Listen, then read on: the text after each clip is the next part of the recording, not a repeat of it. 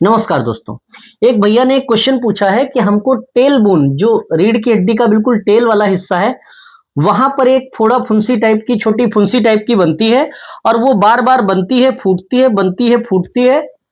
तो क्या ये फिस्टुला हो सकता है?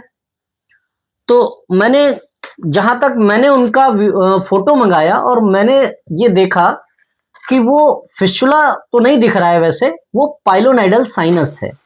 मेरे हिसाब से बाकी वो जब दिखाने आएंगे तो एक बात कंफर्म होगी। देखो, फिस्टुला और पाइलोनाइडल साइनस इनमें बहुत अंतर होता है। फिस्टुला जो होता है वो गुदा मार्ग के साथ साथ एक टनल होती है, एक कह सकते हैं सुरंग टाइप की, जो कि जिसका एक मुंह अंदर होता है और एक गुदा मार्ग के आसपास की स्किन पर खुलता है, लेकिन गुदा मार्ग के आसपास की स्किन पर खुलता है, नीचे की तरफ खुलता है ड्यू टू ग्रेविटी। आप ये देखेंगे कि जो फिस्टुला की बाहर वाली ओपनिंग है वो नीचे की तरफ होगी, मतलब गुदा मार्ग के आसपास के हिस्से पर। बटक्स में इधर उधर भी हो सकती है लेकिन होगी डाउनवर्ड होगी।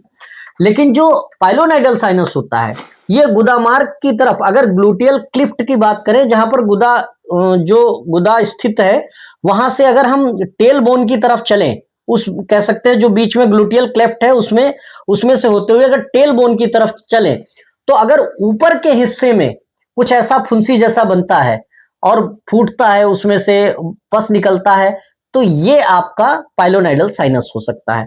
मैं एक फोटो दिखा रहा हूं, जो पाइलोनाइडल साइनस है उसमें जो बनने वाली फुंसी है वो कुछ ऐसी दिखती है। अगर आप ध्यान से देखें, ये थोड़ा सा नीचे भी हो सकती है, थोड़ा सा ऊपर भी हो सकती है। इसका मेन कारण जो होता है वो यहां पर जो हमारे ग्लूटियल क्लिफ्ट के हिस्से में या टेल बोन के आसपास के हिस्से में जो हेयर्स होते हैं वो हेयर्स ही अंदर की तरफ जाके धस जाते हैं। वो अपनी रूट से अलग नहीं होते हैं, लेकिन वो जो ऊपर का हिस्सा होता है वो अंदर की तरफ एंटर कर जाता है, और वो अंदर की तरफ जब एंटर करता है तो ये कुछ ऐसा गुच्छा बनाता है। जरा आप ध्यान से देखिए, अंदर की तरफ जाके ये हेयर से गुच्छे के रूप में इकट्ठा हो जाते हैं।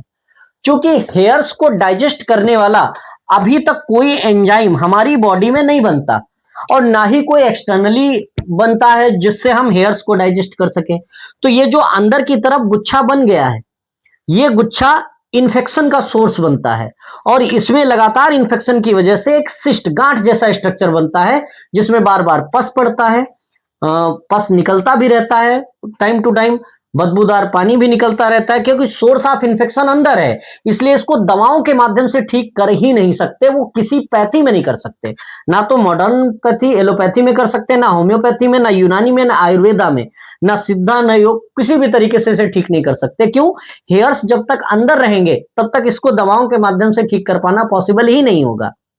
और जितना ज्यादा टाइम आप इसको रखेंगे तो ये धीरे धीरे जो हेयर्स पस कलेक्शन है ये कई बार ब्रांचेस बनाने लगता है। कहने का मतलब ये कई अंदर के अंदर ट्रैक बनाने लगता है, ये अंदर अंदर ट्रैक बनाने लगता है नीचे की तरफ, ज्यादातर केसेस में नीचे की तरफ। अगर टेल बोन के पास है, जैसे मान लो यहां पर है, तो आप पाएंगे कि यहां से ये नीचे की तरफ गुदा मार्ग की तरफ ट्रेवल करता है, जिसमें कई बार ऐसा होता है कि ग्लूटियल क्लेफ्ट में एक बड़ी ओपनिंग देखने को मिलती है और उसकी कई छोटी छोटी ओपनिंग उसी ट्रैक के साथ मिलती हैं। लेकिन जब उसको छारसूत्र या किसी भी प्रोसेस से ऑपरेशन सर्जरी की जाती है तो ऐसा देखा जाता है कि उसमें बहुत सारे हेयर्स निकलते हैं। ये हेयर्स निकलते ही निकलते हैं, चाहे जितने टाइम बाद सर्जरी हो। खास बात यह है कि हेयर्स इनको डाइजेस्ट कर पाना बॉडी के बस की बात नहीं होती और ना ही इन्हें किसी दवाओं के माध्यम से ठीक किया जा सकता है। तो ये हेयर्स भी इसमें फंसे रहते हैं और सर्जरी के टाइम अगर थोड़ी सी भी गलती हो जाए, इसमें कोई भी हेयर के पार्टिकल छूट जाए, तो ये दोबारा हो जाएगा, इसको कोई भी रोक नहीं सकता दोबारा होने से।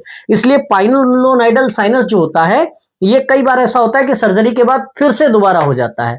दोबारा होने का मेरा मतलब ये है कि ये पहली बार ही ठीक सर्जरी इसकी ठीक हो ही नहीं पाई। क्षारसूत्र के माध्यम से जब क्षारसूत्र यहां पर बांधा जाता है तो क्षारसूत्र बंधन में वो स्लोली स्लोली यहां से ड्रेनेज का सिस्टम चालू रखता है, जिससे होता क्या है कि जितने भी हेयर्स हैं वो धीरे धीरे उसी ड्रेनेज, अच्छा रोज उसकी धुलाई होती है, जो इसका घाव बनता है क्षारसूत्र वाले घाव की रोज धुलाई होती है, रोज सफाई होती है। तो एक भी हेयर्स अगर छूट भी जाएं at the time of surgery तो उसके बाद वो धुलाई में सफाई में निकल जाते हैं। तो क्षारसूत्र एक बहुत ही अच्छा ट्रीटमेंट है पाइलोनाइडल साइनस के लिए, और अगर क्षारसूत्र ट्रीटमेंट ठीक से किया जाए तो इसको 100% आसानी से ठीक किया जा सकता है। बहुत ज्यादा समस्या नहीं है। तो फिस्चुला का जो ओपनिंग होती है एक्सटर्नल, वो नीचे की तरफ होती है, जबकि पाइलोनाइडल की साइनस की ओपनिंग ऊपर की तरफ होती है। जब हम फिस्चुला का डाउट होता है तो उसमें एमआरआई फिस्चुलोग्राम जांच कराई जाती है, जो कि फिस्चुला के बारे में कंप्लीट जानकारी देती है। लेकिन जब कभी भी किसी को पाइलोनाइडल साइनस होता है तो इसमें एमआरआई साइनोग्राम कराया जाता है। ये भी एक एमआरआई की ही जांच है, जिससे हम इसके ट्रैक की पूरी जानकारी मिलती है कि ये कहां तक गया है, कितनी ब्रांचेस हैं, कहां पर इसमें कलेक्शन है, सारा कुछ पता चल जाता है। तो जब भी कभी अगर पाइलोनाइडल साइनस जैसी समस्या से आप परेशान हैं, तो पहली बात तो एक अच्छे स्पेशलाइज्ड डॉक्टर से मिलना चाहिए, उनसे कंसल्ट करना चाहिए, उनसे सलाह लेनी चाहिए, और वो जो जांच बताएं वो जांच करानी चाहिए। एमआरआई साइनोग्राम अगर आप कराते हैं तो कह सकते हैं कि इसके बारे में पूरी जानकारी मिल जाएगी, जिससे इसकी सर्जरी करनी आसान होगी, इसमें रिकरेंस के चांसेस बहुत कम रह जाएंगे, या कह सकते हैं ना के बराबर रह जाएंगे। तो आप इससे पूरी तरीके से 100% निजात पा सकते हैं। अगर आपके मन में कोई सवाल है, कोई क्वेरी है, तो आप नीचे दिए गए नंबर पर हमें कांटेक्ट कर सकते हैं और अपने क्वेश्चन पूछ सकते हैं। अगर कोई ऐसा व्यक्ति है जो लंबे समय से ऐसी किसी समस्या से परेशान है, तो हमें नीचे दिए गए नंबर पे कांटेक्ट कर सकते हैं, मिल सकते हैं, कंसल्टेशन ले सकते हैं, और ऐसी समस्याओं से 100% निजात पा सकते हैं। Thank you.